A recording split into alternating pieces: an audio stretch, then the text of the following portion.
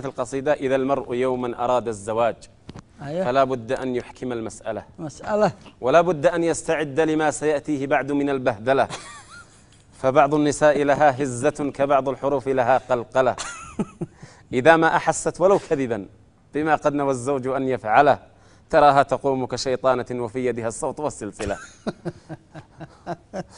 فوقع الزواج وأخباره أشد عليها من القنبلة، وخير لها من حياة الضرار حياة الطلاق ولو أرملة. وبعض النساء لها صولة بها يصبح الزوج في زلزلة، وكم يشتكي الزوج هذا العنا، وبعض النساء لها ولولة تروح وتغدو وديدنها متى فوقه تقرأ البسملة.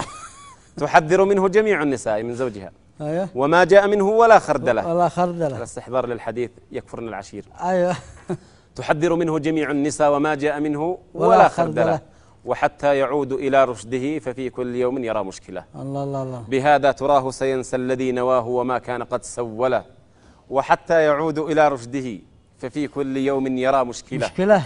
بهذا تراه سينسى الذي نواه وما كان قد سوله، ويعلن توبته في الملأ ويرجع غصبا إلى الأولى.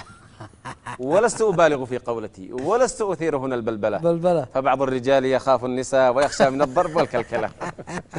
وليش توم يصل إياها؟ فبعض الرجال يخاف النساء ويخشى من الضرب والكلكلة.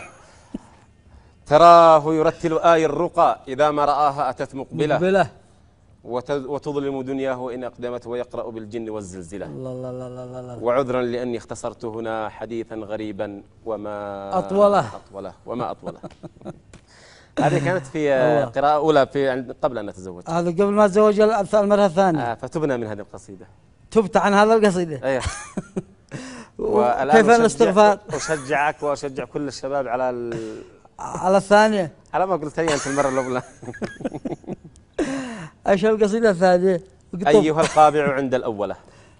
أيوة. أيها القابع عند الأولة. اسمعوا. أيوة. أيها المأسور عند الأولة.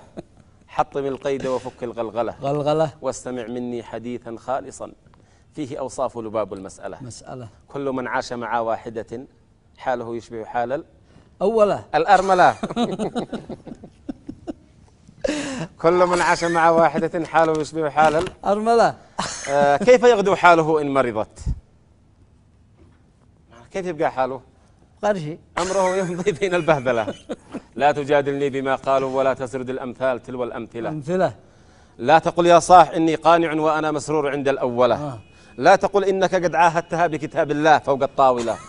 إنما تخشى من الضرب ومن أن ترى سود الليالي القاحلة، يوم أن تمحوك من قاموسها وتناديك بابن الفاعلة.